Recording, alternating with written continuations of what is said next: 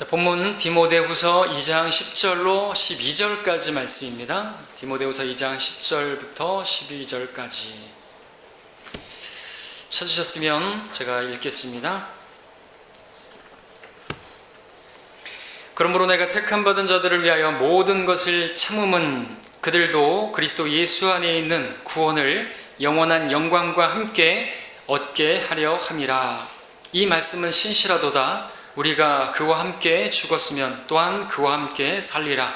우리가 참으면 우리도 그와 함께 다스릴 것이요 우리가 그를 부인하면 그도 우리를 부인할 것이라. 우리가 믿지 아니하여도 그는 항상 신실하시니 그는 스스로를 부인하실 수 없음이라. 여기까지 읽었는데요. 12절까지 읽는다고 해놓고 13절까지 읽었습니다. 14절도 읽겠습니다. 사람들에게 이런 일들을 일깨워 주어 말씀들에 관해 다투지 말라고 주 앞에서 당부하라. 이는 아무런 유익함이 없고 오히려 듣는 자들을 파멸시킴이라. 그리고 유명한 15절의 말씀이 나오죠. 그렇습니다. 자, 오늘 저는 말씀을 위해서 잠시 먼저 기도하고 전하겠습니다. 오늘 말씀의 제목은 구원만 받고 말 겁니까? 되겠습니다. 구원만 받고 말 겁니까? 자, 이 제목을 어떤 사람이 들으면 참 배부른 소리 한다 그랬겠죠? 구원 말고 더 있냐? 뭐 이렇게 말하기도 하겠죠? 자기는 구원을 지금 받기 위해서 열심히 하고 있고 열심히 교회 다니고 있는데 저 사람은 무슨 말 하는 건가? 구원 말고 또 있는가? 뭐가 있는가? 이렇게 말할지도 모르겠습니다.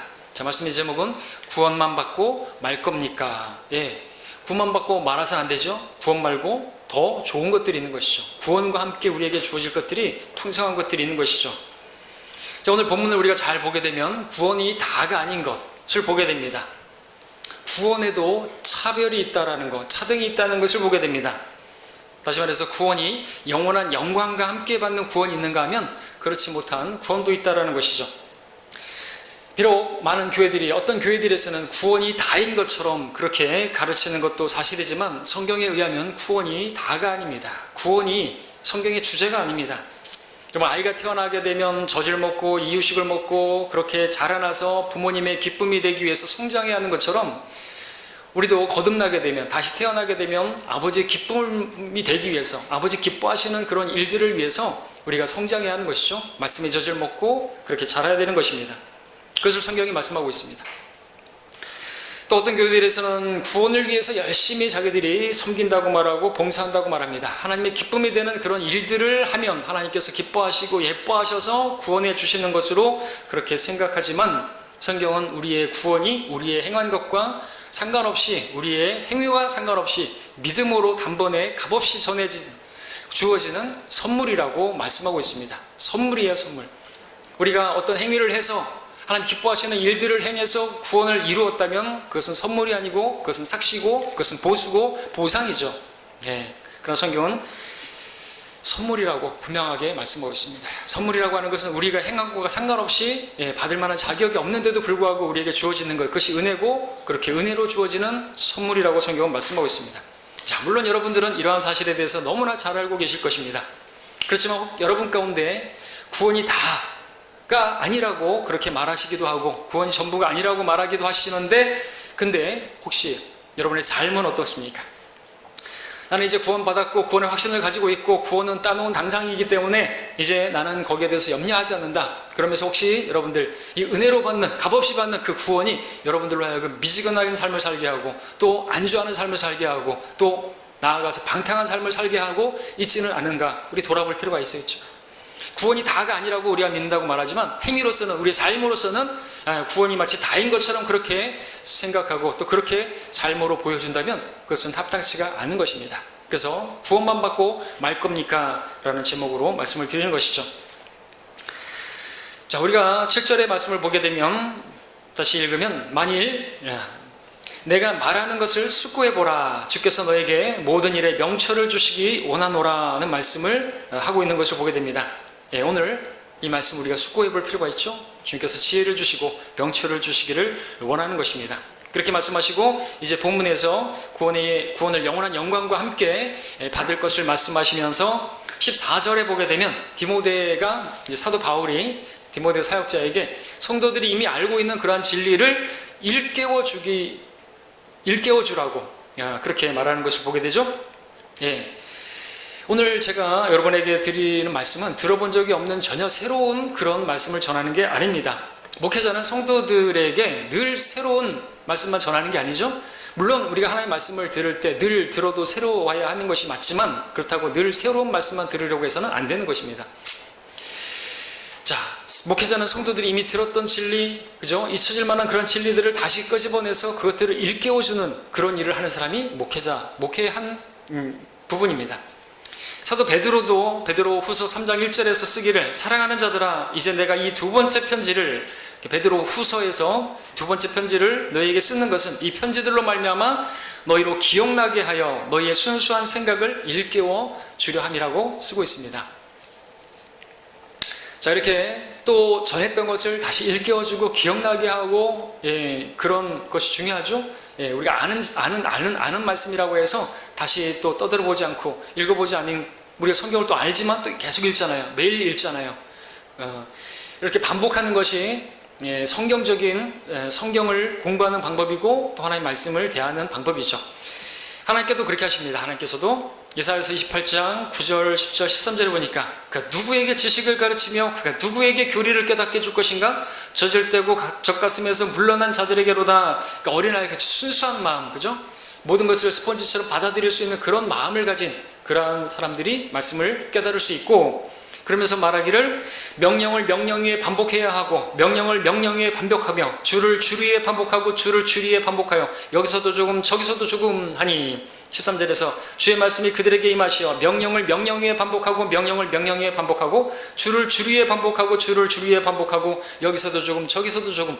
하나님의 말씀도 그렇죠. 여기서도 조금 저기서도 조금. 그래서 하나님의 말씀이 짝이 있어서 전에 읽었던 거 말씀을 몰랐지만 또 읽다 보니까 이 말씀이 짝이 돼가지고 하나의 유기체와 같이 우리 몸에 그것이 다 이렇게 연결되어 있는 것처럼 정말 하나님은 살아있고 말씀도 살아있고 그래서 그 살아있는 말씀이 우리 안에 역사에서 정말 놀라운 일들을 행하게 하시지 않습니까? 근데 하나님께서 하시는 게 뭡니까? 이렇게 반복해서 또 말도 반복하고 있죠? 명령을 명령에 명령을 주의 여기서도 좀 이걸 계속 반복하고 있단 말이죠. 그래서 반복되는 말씀이 있다고 할지라도 우리는 그것을 예의주시해야 되고, 뭐 개혁성경처럼 마가복음 9장 44절, 46절, 48절에 이렇게 세 번 똑같은 톡시 하나 틀지 않고 그렇게 반복된다고 해서 두 구절은 없애버리고 없음이라고 해버리고 그러면 안 되는 것이죠. 얼마나 중요하면, 얼마나 사람들이 지옥 가지 않기를 바라시면 세 구절을 동시에 그렇게 한 구절 건너뛰면서 말했겠습니까? 삼겹줄은 쉽 끊어지지 않죠? 그래서 세 번 언급의 원칙으로 그렇게 강조하고 있는데 뭐 듣기도 싫은 소리를 지옥에 관한 말씀을 반복하냐고 36절 49절 다 빼버리고 그러면 안 되는 것이죠.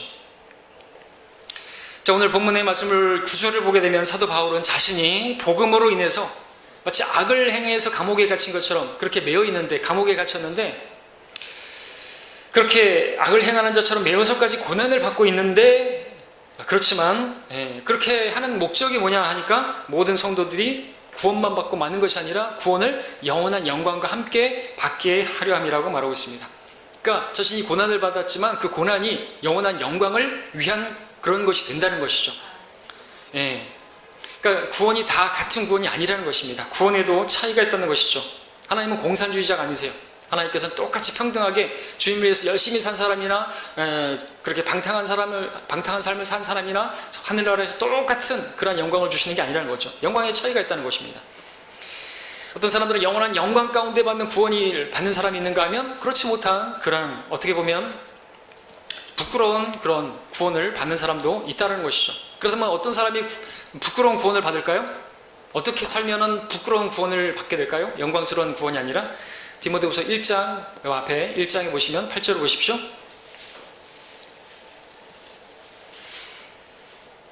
그러므로 너는 우리 주의 증거나 그의 죄수된 나를 부끄러워하지 말고 하나님의 능력에 따라 복음을 위하여 고난의 동참자가 되라 말씀하고 있습니다. 이런 문맥 가운데서 2장에서 이런 말씀이 나오고 있죠. 그래서 여러분들이 감지할 수 있겠죠. 누가 그러면 부끄러운 구원을 받을 수 있습니까? 주의 증거나 또 주의 죄수된 나를 부끄러워한다는 거죠. 그러니까 예수 그리스도의 그 형제된 교회를 다니는 걸 부끄러워한다든지, 주의 증거 또 복음을 부끄러워한다든지, 그래서 복음에 동참하지 않는다든지, 곧 복음 증거는 곧 여기서 고난의 동참자라고 말하고 있는데, 주님 때문에 당하는 고난을 거부하고 그런 것은 곧 뭘로 이어지냐? 부끄러운 구원으로. 그러니까 다시 말해서 영원한 영광의 그런 구원은 이르지 못한다는 것입니다. 구원은 받지만 그 구원이 영광스러운 구원은 못 된다는 것이죠. 영원에서의 영광이 있는데 어떤 사람들은 부끄러운 구원을 받는다는 것입니다. 그래서 고린도전서 3장에서 만일 어떤 사람이 일한 것이 불타버리면 그는 손해를 당하리라. 그러나 그 자신은 구원을 받게 되지만 불에 의해서인 것처럼 그렇게 되리라. 우리가 그리스도의 심판석에서 말씀하는 고린도서 3장이죠. 거기서 어떤 사람들은 구원을 받았는데 마치 불 가운데 구원받은 것처럼 일한 것이 다 타버려요. 자기가 그동안 주님을 섬긴 것이 있는데 그 섬긴 것들을 한번 그 불은 시험하는 것인데 넣어봤더니 어떤 사람은 다 타버려요. 다 타버리게 되면 손해를 당하는 것이죠. 손해를 당하면 아무것도 남는 것이 없죠. 그 사람은 어떻게 되겠습니까? 주님 앞에서 얼마나 부끄러움 당하겠습니까? 여러분들 난로 같은 데 가까이 가면은 얼굴이 붉어지고 이렇게 구분 달아오르죠? 마치 부끄러움을 당할 때 얼굴이 붉어지고 달아오르는 것처럼 또 어떤 때 얼굴이 달아오르고 그렇게 됩니까? 술이 취하게 되면 얼굴이 붉어지고 달아오르죠? 술 취함은 성경에서 방탕함으로 말합니다. 술 취하지 말라, 그것은 방탕함이니. 근데 술 취하지 않았어도 마치 술 취한 적과 같은 방탕한 삶을 살게 되면은 그리스도의 심판석에서 얼굴이 붉어지고 달아오르게 될 것이. 불 가운데 난로 가운데 갔을 때 얼굴이 달아오르는 것처럼 마치 술 마신 사람처럼 그렇게 얼굴이 달아오르고 붉어지는 것처럼 우리가 그리스도의 심판석에서 그 불이 타타오를 때 우리가 방탕하게 살았다면, 내가 주님을 섬긴다고 섬겼지만 하나님의 법대로 그렇게 바르게 섬기지 않았다면 그날에 밝혀지겠지만 다 불타 없어져 버리고 겨우 구원은 받겠지만 불에 의해서인 것처럼 그렇게 된다고. 여기에 대해 정확한 예표가 롯이죠. 롯. 소돔에 들어갔다가 거기서 인생 낭비하고 겨우 구원은 받았는데 다 타버리고 불과 유황이 내려가지고 그 다 타버리고 자기가 한 것도 아무것도 남는 것 없이 자기 아내조차 잃어버리고 간증도 잃어버리고 자기 사이들도 다 잃어버리고 겨우 불 가운데 구원받은 예표가 바로 롯입니다. 그리스도인들도 그런 사람이 있을 수 있어요. 하늘나라 갔습니다. 구원은 받았습니다. 근데 뭐 아무것도 없어요. 상이 없단 말이죠. 통치할 게 없어요. 영원에서 영광스러운 통치가 있는데 우리가 왕같은 제사장으로서 왕처럼 통치하게 될 것인데 10골, 5골 어떤 사람은 받아가지고 다스리게 되는데 다스리는 게 없어요. 영혼을 백수처럼 지낼 수 있단 말이죠. 그것이 하나님의 뜻이 아닙니다. 바울이 말하는 것은 주님께서 말씀하시는 것인데 우리가 구원을 영원한 영광과 함께 얻기를 바라시는 거예요. 그러니까 구원이 다가 아니라고 말씀하고 있다는 것이죠. 구원에도 차별이 있다고 말씀하고 있는 것이죠. 요한일서 2장 28절에서 어린 자녀들아 이제 그분 안에 거하라. 이는 그가 나타나실 때 우리가 담대함을 가지며 그가 오실 때 그의 앞에서 수치를 당하지 않게 하려 함이라.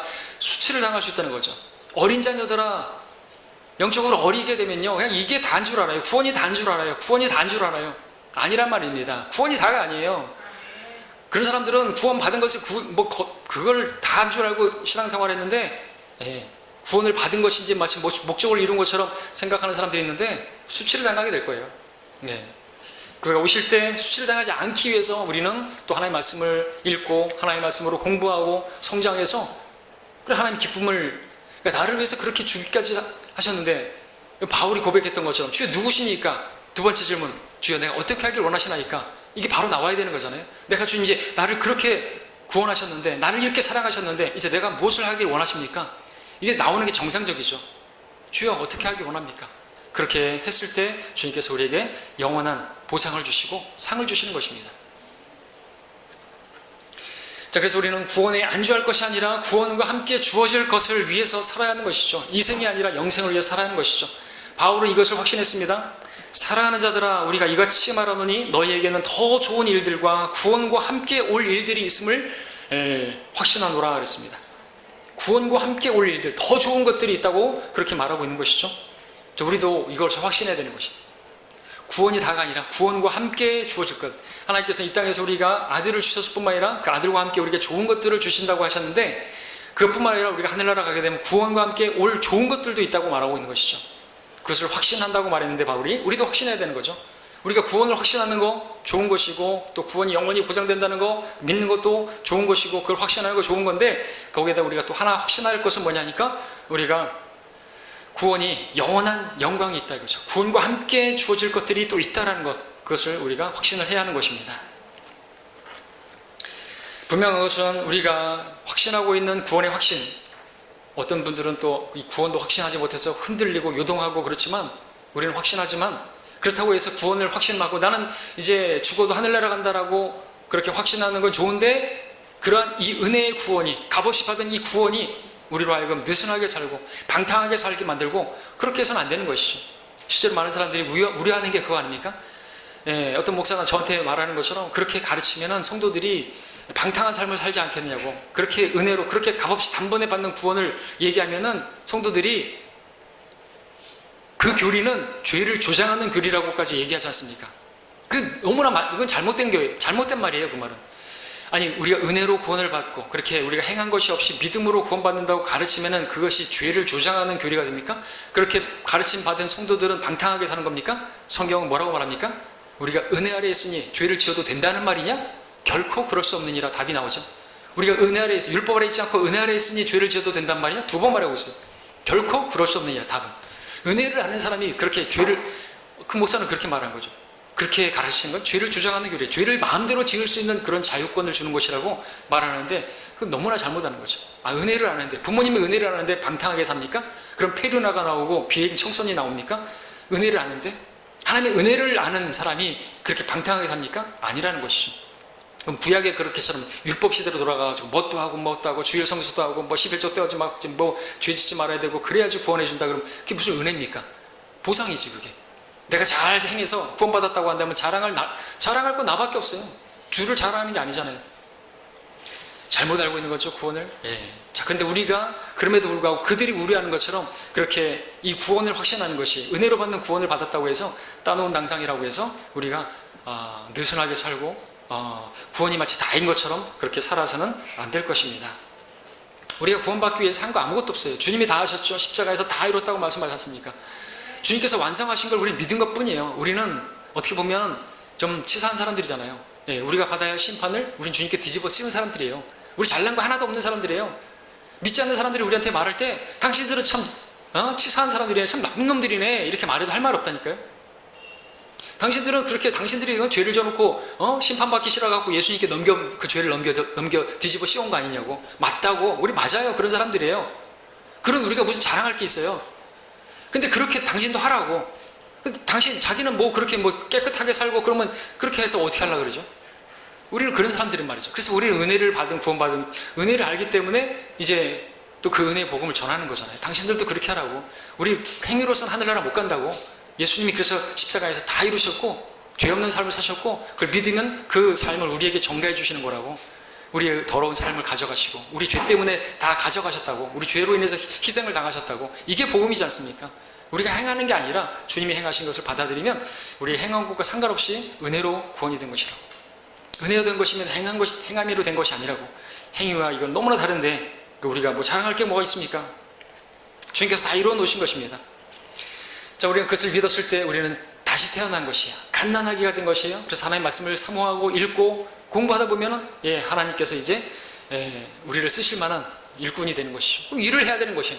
맨날 말씀만 먹고 예배만 드린다고 하지만 시간이 지나도 아무 열매도 맺지 못한다고 한다면 그거는 주님께 실망시켜드리는 것이고 여러분들 그냥 구원만 받고 마는 것이 돼버리는 거죠.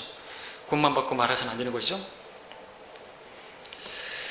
자, 성경의 주제는요, 구원이 아니라 성경의 주제는 왕국이고요. 그 왕국에서 누가 통치할 것인가? 주님께서 통치하실 것인데 우리는 주님과 한 몸이기 때문에 한 몸인 우리들은 주님과 함께 통치하고 다스려야 되는 것입니다. 이게 성경의 주제예요. 왕국에서 통치하는 것, 그것이 우리의 목표가 되어야 되는 거죠. 그것이 부르심의 상이고 우리가 누리게 될 영광인 것입니다. 왕같이 통치하게 되는 거죠. 그것을 본문에서는 다스리는 것으로 설명하고 있습니다. 다스리는 것. 다시 한번 12절 볼까요? 12절에 디모데후서 2장 12절, 우리가 참으면 우리도 그와 함께 다스릴 것이요 우리가 그를 부인하면 그도 우리를 부인할 것이라 말씀하고 있습니다. 자, 모든 그리스도인들 다 똑같은 영광을 얻는 게 아닙니다. 하나님께서 공의로우신 분이라 영광에도 차별을 두시는 분이십니다. 주님께서 오실 때 우리가 다 영광스러운 몸, 주님과 같은 몸을 입게 되고 똑같은 그런 하늘에 속한 몸을 입게 되는 것은 차별이 없습니다. 그런데 영광에 있어서는 차이가 있습니다. 영광에 있어서는 차이가 있다는 게 뭡니까? 우리가 면류관을 몇 개 썼느냐, 또 어떤 것을 썼느냐, 거기에 어떤 보석이 박히느냐에 따라서 영광은 다르게 되는 거죠.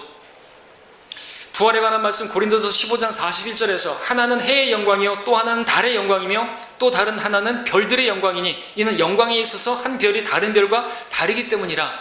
별들을 바라보시면서 여러분들이 뭘 보실 수 있습니까? 영광이 다르다. 빛나는 게 다르잖아요.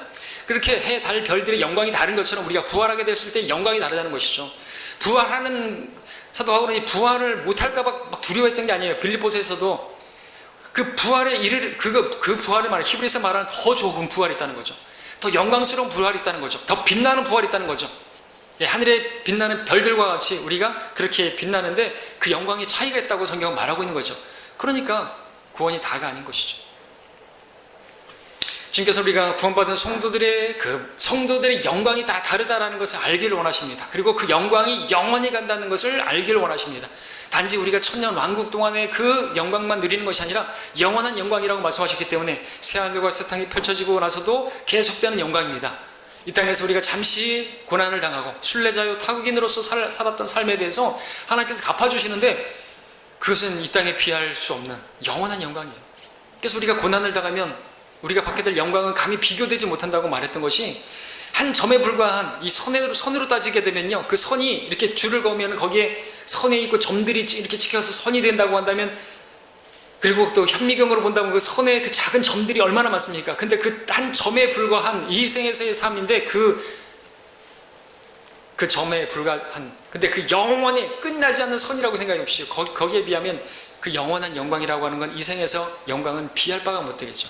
그래서 솔로몬이 영광은요, 이 생에서 누리는 거 그냥 잠깐이고 그건 풀의 꽃과 같은 것밖에 안 된다고 말하는 것이. 우리가 근데 보면은 엄청난 영광을 누리지 않았습니까?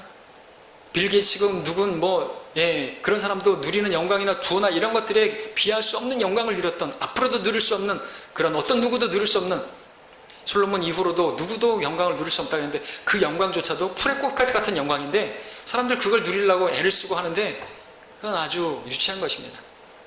주님께서 우리가 그런 헛된 영광, 썩어지고 없어질 영광 구하는 게 아니라 영원한 영광을 바라보며 살기를 바라신다는 거죠. 구원을 영원한 영광과 함께 받기를 원하시는데 그러려면 우리가 어떻게 되겠습니까? 오늘 그것을 보고자 하는 것입니다. 자, 이 땅에서 주님을 위해서 고난을 받는 것이죠. 고난의 동참자가 되는 것입니다. 자, 고난이 없으면 영광도 없는 것이죠. 우리 잘 아는 것처럼 노 크로스, 노 크라운이에요. 노 페인, 노 게인. 아까 참다를 했을 때 영어로는 이제 그 서퍼인데 고통이에요. 우리가 고통당하지 않으면, 고난당하지 않으면 우리 다스리는 것도 없는 것이죠. 십자가가 없으면 영광도 없다. 십자가가 뭡니까? 십자가는 수치스러운 것이죠. 예, 진영 밖에 있는 그에게로 나가죠. 우리가 수치를 짊어지고, 예수님도 십자가를 짊어지고 진영 밖에 나가서 고난을 당하셨는데 우리도 그런 수치를 짊어지라는 것이죠. 주님을 위해서 수치를 짊어지는 것이 사실 십자가를 지는 것입니다. 그것이 영광스러운 구원을 받게 하는 것이죠. 예, 그냥 구원이 아니라, 구원은 그렇게 수치를 짊어지지 않아도 구원은 받습니다. 근데 영원한 영광스러운 영광에 이르는 구원은 수치를 짊어지는 것과 관련되어 있는 것이죠. 그러나 십자가를 지지 않으면, 그 수치를 짊어지지 않으면 그때 심판석에서 수치를 당하게 됩니다. 많은 성도들이 주님 때문에 당하는 그 수치를 부끄러움으로 여기고, 그래서 주님을 부인하는, 내가 주님 믿는다는 것을 부인하고, 내가 교회 다닌다는 것을 숨기고, 주님을 모르는 사람처럼 행동하고, 그게 뭡니까? 그게 주님을 부인하는 것이. 그랬던 사람이 누굽니까? 베드로죠. 베드로는 주님 안 되는 사실을 3번이나 부인했습니다. 그래서 주님께서도 그를 부인하셨죠. 어떻게 부인했습니까? 제자에서 부인돼 버렸어요. 그래서 주님께서 부활하신 다음에 베드로는 제자가 아니었어요. 그래서 마가복음 16장 7절에서는 너희는 가서 주의 제자들과 베드로에게 가서 말하고 있어. 베드로를 주의 제자들에서 제외시켜서 부르고 있는. 너는 제자가 아니죠. 스스로 입으로 다 3번 언급이나 했잖아. 주님 모른다고 부인했어요. 물론 주님께서 다시 3번 다시 그 사랑을 회복하게 하심으로써 제자 되게 하셨지만 그 순간은 부인하신 거예요. 그래서 주의 제자들과 베드로라고 그렇게 분명하게 정확하게 말씀을 하신 것이죠. 자, 오늘 본문에서 그것을 말씀하고 있는 것입니다. 우리가 그거를 부인하면요, 우리도 주님 안다는 걸 부인하면요, 우리가 복음을 전하는 그런 수치를 당하는 것을 부인하면요, 그도 우리를 부인하신다는 것이 무슨 뜻입니까? 근데 우리를 부인할 거라는 게 무슨 뜻입니까? 또 구원을 또 행위로 가르치는 사람들은 이걸 가지고 거 봐라, 우리가 주님을 위해서 계속해서 해야 되고, 어디가 우리 신천지도 가지 말아야 되고, 우리가 나이트생도 가지 말아야 되고, 그럼 어디 노래방도 가지 말아야 되고, 왜 꼭 신천지만 가면은 구원 잃어버린다고 생각합니까? 그죠? 나이트장은. 그럼 어디 저기 노래방 가면은 이상한 사람들 있죠. 자, 우리를 부인할 것이라는 말씀이 뭡니까? 구원을 취소한다는 그런 말인가? 아니죠. 사람들 자꾸만 다 구원에다가 연결시키려고 그래요. 뭐만 나오면 구원을. 자, 하나님께서 우리가 조금 부끄러운 그런 짓을 했다고 해서 선물로 주신 것을 도로 빼앗아 가시는 그런 치사한 분 아닌 거죠. 예, 우리가 하는 거 봐가지고 선물로 줬다가 하는 게 마음에 안 들고 하는 꼬라지 보니까 참 넌 안 되겠다 그래서 구성을 빼앗아 가시는 그런 분 아닌 것이. 인디안들 그런다 그러죠. 인디안들은 그래서 인디안 기보라고 줬다 뺏는, 선물도 줬다 뺏는 좀 치사한 사람들이에요. 근데 주님께서는 신실하신 분이라고 본문에서 말하고 있습니다. 신실하신 분입니다. 말씀하신 대로 이루시는 분이에요. 구원을 뺏으시는 분은 아닙니다. 심지어 우리가 주님을 완전히 부인한다 할지라도, 우리가 세상으로 심지어 돌아갔다 할지라도 우리의 구원만큼은 취소하시는 법 없어요. 13절에서 말합니다. 우리가 믿지 아니하여도, 우리가 그분을 이제 믿는 것을 포기한다 할지라도, 우리가 그분을 부인한다 할지라도 그는 항상 신실하시니 그는 스스로를 부인하실 수 없음이라는 말씀도 나오죠. 주님께서 스스로를 부인하실 수 없다고 했습니다. 그러니까 말씀을 부인할 수 없다는 거죠. 말씀에 기록되기를, 구원은 선물이라고 했는데 우리가 행위를 보니까 마음에 안 든다고 해서 그 선물은 사실 선물이 아니라 상이야 이렇게 바꾸시는 분이 아니라는 거죠. 그러면 주님 스스로를 부인해버리는 게 되는 거예요. 왜? 주님은 말씀이시기 때문에. 말씀은 주님이시기 때문에 말씀에 기록된 대로 우리에게 그렇게 해주실 겁니다.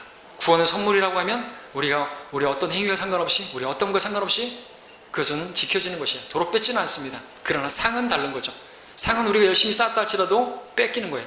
그래서 열심히 돌아와 상을 잃지 않도록 주의하라고 말씀하고 있겠죠. 구원을 잃어버리는 게 아니라 상을 잃어버리는 거예요. 상을. 자, 그러면 12절에서 우리가 그를 부인하면 그도 우리를 부인한다. 무슨 뜻입니까? 문맥을 보면 알죠? 그래서 우리가 주님과 함께 다스리는 것에서 부인되어진다, 제외된다라는 뜻입니다. 그래서 다시 읽으면 이렇죠. 우리가 참으면 곧 고난을 받으니까 참는 것이 있죠. 고통을 당하니까 참는 게 있죠. 근데 그런 가운데서 참지 못하면 어떻게 되는 거예요? 세상으로 돌아가 버리겠죠. 주님 부인하고 주님 섬기는 게 너무 힘드네요. 그리고 돌아가 버리면 참는 게 아닌 것이죠. 그러면은 이제 주님 믿지 않는 것으로 이제 포기되는 거죠. 그럼 믿지 않는다 할지라도 구원은 취소되지 않지만 우리가 참으면, 곧 고난을 받으면, 고난받고 이겨내면 우리는 그와 함께 다스릴 것이고, 우리가 그를 부인하면 이제 더 이상 난 고난받기 싫다 그리고 세상으로 가버리면 그와 함께 다스리지 못한다는 것이죠. 그러니까 부인한다는 게, 우리도 주님께서 우리를 부인하신다는 게 넌 왕으로서 통치할 자격이 없다 이렇게 되는 것이죠. 그래서 다스림에 관한 문제예요. 통치에 관한 문제입니다. 영광에 관한 문제입니다. 우리가 왕국에서 통치하는 것과 관련된 거라는 것이죠. 자, 문맥을 보게 되면요, 고난을 참는 것, 견뎌내는 것을 말하고 있는데 그것이 영광스러운 다스림, 통치와 관련된 것을 보게 되는 것이죠. 그래서 여러분 3절도 보시면 3절에 그런즉 너는 예수 그리스도의 훌륭한 군사로서 고난을 견뎌내라 말하고 있습니다. 그렇죠? 고난을 견뎌낼 때, 참아낼 때, 참는 것이 곧 견뎌내는 거잖아요. 그렇게 참는 사람은 주님께서 다스릴 수 있는 권세를 주시는 것이 왕으로서. 자, 우리가 성도라면, 구원받았다면 모두에게 동일하게 주어지는 유업이 있는데 두 가지가 있습니다. 그것은 영광스러운 몸, 예수님과 같은 질병에도 걸지 않고 늙지도 않는 그러한 영광스러운 몸, 그리고 어린 양의 아내와 같이 정말 아름다운 새 예루살렘, 우리가 거주할 처소, 두 가지는 동일하게 주어집니다. 그러나 왕국에서의 통치는 다른 것이죠. 모든 성도들이 그 영광에 참여하는 것이 아닙니다.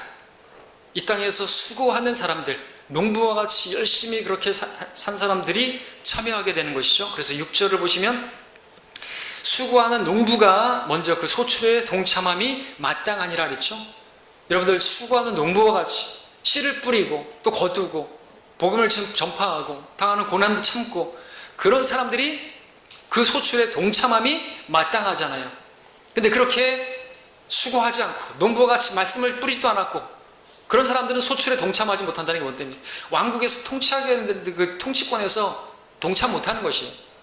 구원받은 그리스도인이라고 다 해가지고 우리나라 여기 이 땅에 내려와가지고 다 통치하고 다스리는 게 아니란 말이죠.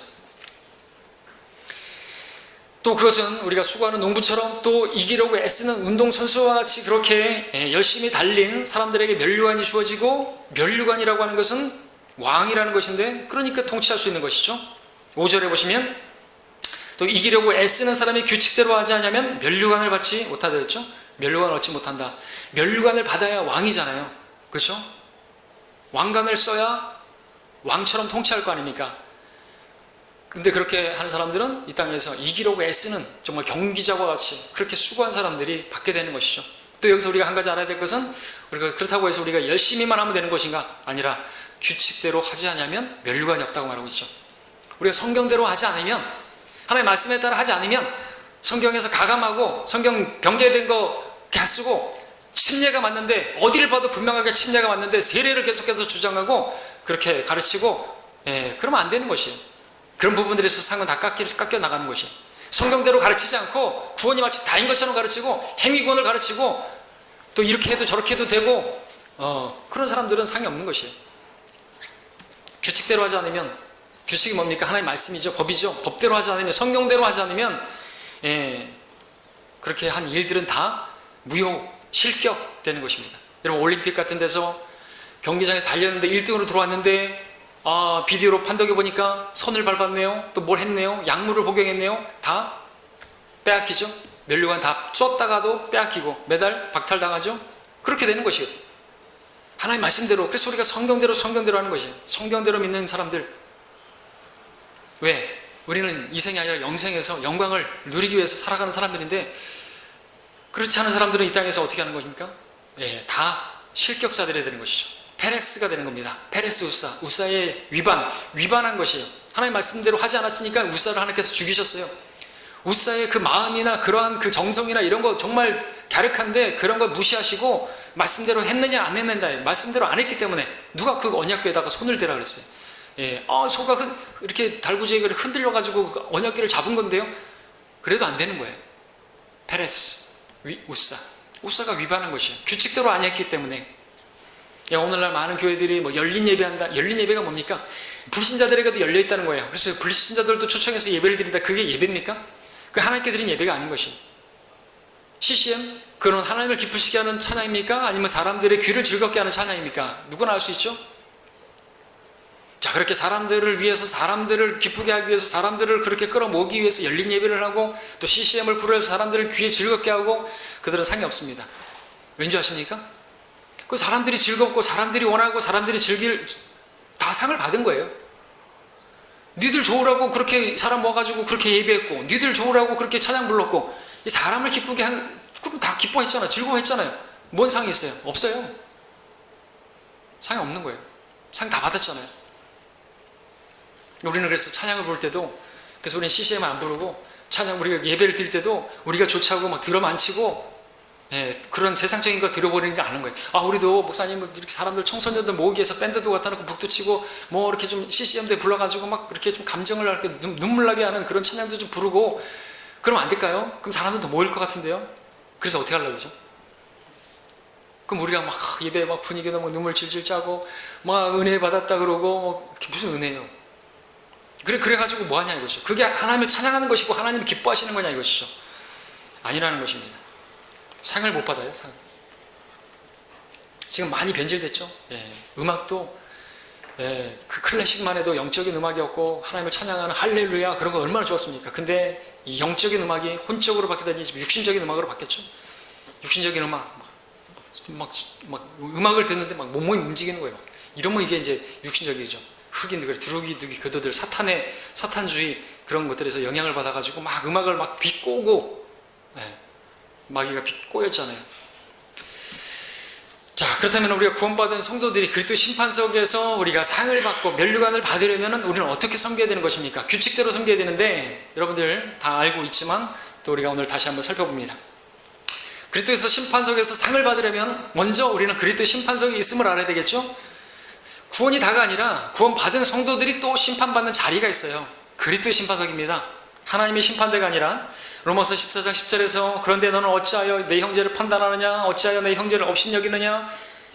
우리 모두가 그리스도의 심판석 앞에 서리라. 즉 우리 그리스도의 심판석에 나오면서 형제와 관계에 대해서 말씀하고 있죠. 이것은 새 계명에 관한 말씀이고 우리는 형제 사랑을 실천해야 하는 부분이고, 이 형제 사랑은 또 뒤에서 보겠지만 이제 교회를 세우는 것과 관련된 그런 문맥에서 이제 그리스도의 심판석이 나오고 있습니다. 그리스도의 심판석인데 하나님의 심판석이라고 개혁성경 바꿔놨는데 예수님께서 하나님이심을 부정하기 때문에 그렇게 바꿔놓은 것이죠. 우리는 하나님 앞에 서게 돼요. 그분은 그리스도세요. 모든 무릎이 그리스도 앞에, 예수 앞에 꿇게 된다고 말하고 있지 않습니까? 그래서 또 하나님의 심판대로 바꿔버린 거죠. 우리 하나님 앞에서 심판받지 왜 그리스도 앞에서 심판받느냐, 여호와의 신 같은 사람들이. 고린도후서 5장 10절에서도 말하고 있습니다. 우리가 그리스도의 심판석 앞에서 나아가서 반드시 선이든지 악이든지 우리가 행한 것들에 따라서 그렇게 받을 것이라고 말하고 있습니다. 자, 이제 우리 고린도전서 3장을 함께 볼까요? 고린도전서 3장을 보시면 정확하게 우리가 어떻게 할 때 주님 앞에서 심판을 받고 심판석에서 상을 받고 면류관을 받는 것인가 볼 수가 있습니다. 길지만 쭉 읽어보겠습니다. 중요한 내용이죠. 3장 9절부터 보겠습니다. 우리는 하나님과 함께 일하는 동역자들이라. 너희는 하나님의 경작지요 하나님의 건축물이라. 내게 주신 하나님의 은혜에 따라 내가 현명한 건축자와 같이 기초를 닦았더니 다른 사람이 그 위에 지으니라. 그러나 각 사람은 그 위에다 어떻게 지을지 주의해야 할 것이라. 이 닦아놓은 기초 외에 아무도 다른 기초를 놓을 수 없나니 이 기초는 예수 그리스도시라. 이제 누구든지 이 기초 위에 금이나 은이나 보석이나 나무나 짚이나 그루터기로 지으면 각 사람이 일한 것이 나타나게 되리니 그날이 그것을 밝힐 것이라. 이는 그것이 불로서 드러나고 또 그 불은 각 사람이 일한 것이 어떤 종류인지를 시험할 것이기 때문이라. 만약 어떤 사람이 일한 것이 세운 그대로 있으면 그는 상을 받을 것이요 만약 어떤 사람이 일한 것이 불타버리면 그는 손해를 당하리라. 그러나 그 자신은 구원을 받게 되지만 불에 의해서인 것처럼 그렇게 되리라. 너희가 하나님의 성전인 것과 하나님의 영께서 너희 안에 거하시는 것을 알지 못하느냐. 만일 누구든지 하나님의 성전을 더럽히면 하나님께서도 그 사람을 멸하시리라. 이는 하나님의 성전은 거룩하며 너희는 그 성전이기 때문이라 말씀하고 있습니다. 자, 여기 보게 되면 어떤 건축물을 세우는 것과 관련해 가지고 우리의 섬김을 말씀하고 있는 것을 보게 되죠. 그것은 어떤 건물을 세우는 것과 관련된 것인데 그 건물은 문맥을 따라 보면 성전이고 그 성전은 우리 오늘날 교회라고 말할 수 있습니다. 그렇죠? 예, 우리 성전 하나님, 이 건물이 성전이 아니고 근데 이 마치 성전을 건물처럼 묘사하고 있죠. 기초는 뭐예요? 예수 그리스도. 이 기초 위에 우리가 구원이라는 기초 위에 우리가 어떻게 무엇을 하느냐에 따라서 이제 금이나 은이나 보석으로 쌓을 수가 있고 또 나무나 짚이나 그루터기로 그렇게 나타나게 되는데 나무나 짚이나 그루터기는 어떤 거예요? 다 타버릴 것들이죠. 예, 그것들은 육신과 관련된 것이고요. 다 죽은 것과 관련된데 죽은 것은 육신이죠. 근데 육신을 위해서 뭔가를 했고 근데 육신을 드러내기 위해서 뭔가를 했고 교회에서 그랬다고 한다면 다 그것은 사라지는 것입니다. 뭐 전도를 한다고 했을 때 바켓스 받기 위해서 뭐 세탁기 받기 위해서 열심히 전도했다든지 일반 교회들처럼 그런다고 한다면 상이 없는 것이죠. 또 그렇게 바켓스 받았으면은 바켓스라니까 뭐하니 그런 상을 받았으면 상이 없겠네요. 그죠? 이 땅에 다 받았으니까. 자, 주님께서 말씀하셨습니다. 이 반석 위에 내가 나의 교회를 세우리니 지옥의 문들을 그것을 이기지 못한다. 주님께서 우리를 위해서 죽으신 목적 교회를 세우기 위해서죠. 이 반석 위에 내가 내 교회를 세운다 그랬습니다. 그래서 우리는 그 기초 위에 예수 그리스도를 믿어서 구원받은 그 기초 위에서 이제 우리가 어떤 일을 하느냐. 우리는 이제 또 그 성전이라고 말하고 있는데 우리는 거기에 이제 쌓아 올려지는 성전의 산 돌들이라고 또 말하고 있습니다. 영적인 집이라고 말하고 있죠. 베드로전서 2장 5절에서 너희는 산 돌들로서 영적인 집으로 지어지는 중이라고 그랬습니다. 그래서 우리가 서로 다름이 있지만 마치 테트리스처럼 이렇게 서로 다르지만 틀린 게 아니에요. 다르지만 그 다름을 이해하고 받아들여서 그렇게 딱딱 짜여져서 집을 건축하는 것이죠. 견고하게 벽돌로 딱딱딱 똑같은 나와 똑같은 사람들만 모여가지고 그렇게 지어지는 게 아닌 것이죠. 딱 연결되어진 거죠. 하나님께서 그러기 위해서 은사를 주셨습니다. 예, 성령을 주셨죠. 또 성령으로 우리가 충만하게 되면 성령의 열매를 맺죠. 그렇게 되면은 그것으로 성전을 세우는 것입니다. 곧 다른 교회, 다른 지체들을 세우는 것이죠.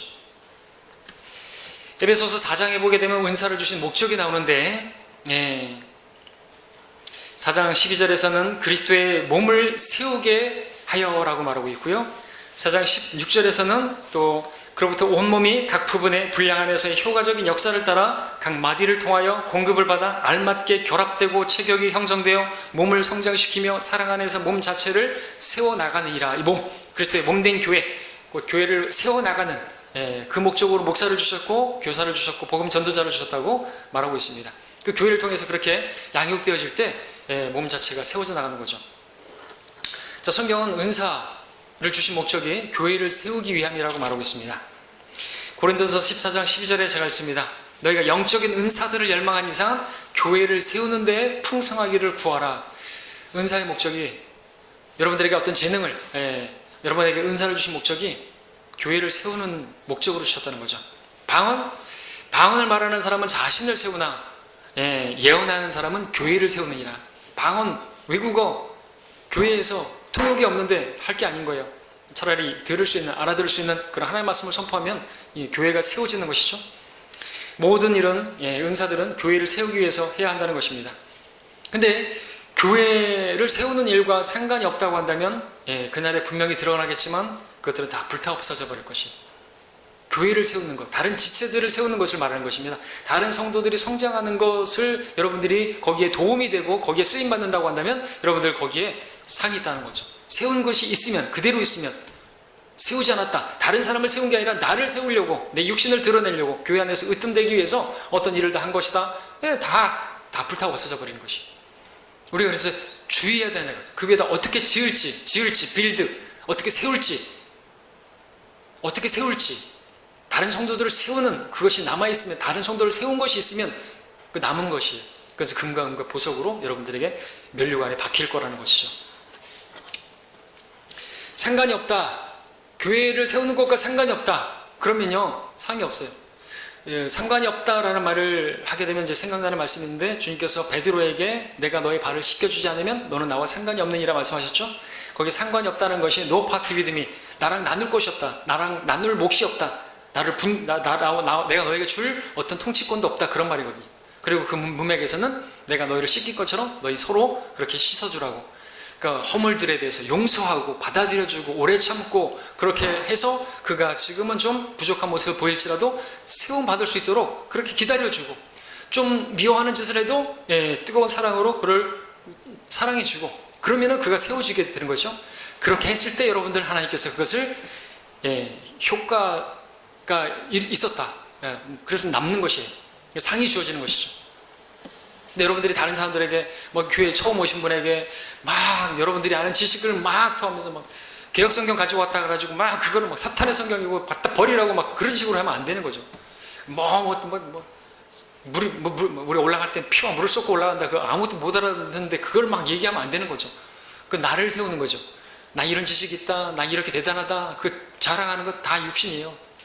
육신을 자랑하는 것밖에 안 된다는 거죠. 그날에 밝혀지겠지만 그건 다 나무나 짚이나 그루터기, 나무 트리가 아니고 우드예요. 잘려져서 죽은 거예요. 죽은 육신이에요. 나무처럼 걸어가죠. 나무 다 타고 없어버려요. 우리 주의해야 되는 거죠. 자, 교회와 상관이 있어야 됩니다. 주님께서 또 지상 명령을 말씀하실 때 우리가 복음 전파하는 것도 마찬가지입니다. 복음만 전하는 게 다 주님 뜻이 아니죠. 너희는 모든 민족들에게 가르치고, 모든 민족들에게 뭘 가르쳐요? 모든 이방인들에게 가가지고 복음 전파하는 게 먼저 필요하죠.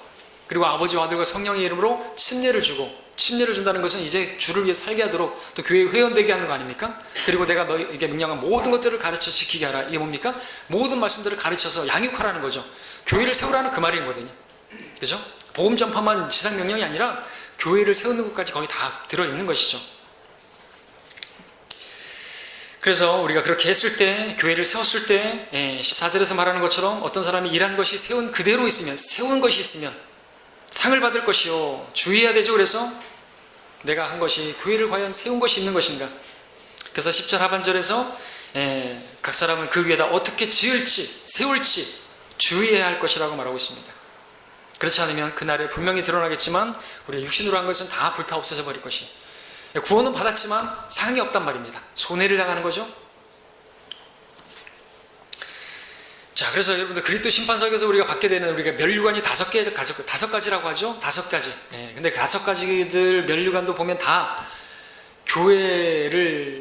교회와 연관해서, 교회를 세운 것과 관련돼서 그렇게 볼 수 있습니다. 그렇죠? 여러분, 영광의 면류관 누가 받죠? 목자들이 받는다 그러죠?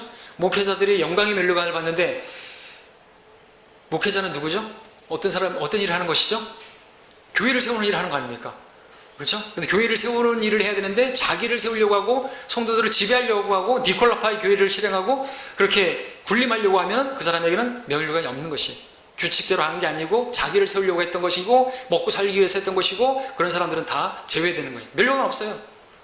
그러나 정말 약물의 본이 되고 섬기고 그렇게 해서 또 돈을 위해서 하지 않고 먹고 살기 위해서 하지 않고 그런 사람들에게, 그런 목자들에게 주시는 것이 영광의 면류관이죠. 생명의 면류관 누가 받습니까? 죽기까지 신실하고 또 시험을 견뎌내는 자, 또 그것은 주께서 자기를 사랑하는 자들에게 주신 면류관이라 했는데, 주님을 사랑해서 어떤 시험도 참아내고, 다른 성도들이 어떤 나를 시험하다 한다 할지라도 그걸 참아내고 견뎌내고 사랑으로, 주님을 사랑하기 때문에 형제를 사랑해서 그렇게 실행했을 때 면류관이 주어진다는 것이죠. 그런 씨름. 썩지 않을 면류관 누가 받습니까? 자기 육신을 억제하고, 그죠? 복종하고 절제하고 내 마음대로 살지 않고. 여러분들, 그래서 그것도 다 교회와 관련된 거거든요. 여러분들이 육신을 억제하지 않고 여러분들 마음껏 살고, 여러분들 방탕하게 살다가 예배 어떻게 드리겠습니까? 그래서 여러분 늘 말씀드리지만 토요일날 일찍 주무시고 잠자리 일찍 주무시고. 왜 그래야 되는 겁니까? 주일날 경배할 때 졸지 말아야 되고, 그리고 일찍 와야 되고, 지각하지 말아야 되고, 그런 모습들이 교회를 세우는 것이 아니라 무너뜨리는 것이기 때문에 그렇죠. 저 성도도 지각하네? 저 성도도 뭐 예배 빠먹네? 피곤한데 토요일날 늦게까지 뭐 오락하고 뭐 늦게까지 영화 보고 뭐 늦게까지 친구 만나고 그러니까 피곤할 수도 있겠지. 그래서 예배 안 드려도 꼭 예배를 꼭 드려야 됩니까? 안 드려도 돼요. 근데 그게 세우는 거냐 이거죠. 그럼 그런 것들은 금방 오염돼 버리죠. 우리 그리스도인들은 다른 사람들에게 본이 되어야 되는 거죠. 다른 사람들을 세워줘야 된단 말이다. 그렇게 했을 때 상이 있는 것이에요. 나는 자유롭게 율법 아래 있지 않기 때문에 나 마음대로 해야 돼. 그럼 구원만 받고 마세요. 그렇게 되는 거죠. 그렇게 되면 안 되죠. 우리가 왜 그렇게 절제해야 되는 것입니까? 왜 우리가 이렇게 또 막 먹고 싶은 대로 먹고 사 입고 싶은 대로 사치스럽게 옷 입고 그러지 않습니까? 그런데 드리는 돈들 하나님께 좀 드리면, 그죠? 더 풍성하게 드리면 하나님께서 갚아주시는 거라니까요. 우리 보물 하늘에 쌓아냈지 않습니까? 믿는다면 영광스러운 영혼을 위해서 그렇게 투자하는 거 아닙니까? 기쁨의 면류관, 복음을 전파한 사람들에게 주시죠. 복음을 전하는 것도 사실 말씀드렸지만 지상명령처럼 교회를 세우는 것과 관련된 것이죠. 그래서 함께 복음만 전하는 게 아니라 우리가 가족들에게 전하고 같이 함께 예배하고, 우리 가족들, 너와 내 집안이 구원을 받으리라. 나만 예배 드리는 게 아니라 우리 자녀들, 우리 남편, 아내 다 같이 예배 드리게 하고, 여러분들 그렇게 했을 때 여러분들 상을 받는 것이에요. 그리고 의의 면류관, 주의 오심을 사모하는 자들에게 주어진 거라 그러는데, 주의 오심을 사모하는 사람들이 누굽니까? 정말 신부와 같이 자신을 정결케 할 것이고, 교회를 흠없이 점없이 지키게 할 것이고, 왜 교회를 섬기는 거 아닙니까? 의의 면류관이죠. 난 주님 오심을 사모한다고 그래놓고, 교회를 흠없이 점없이 지키기 위해서 아무것도 하지 않고 그러면은 의의 면류관 없어요.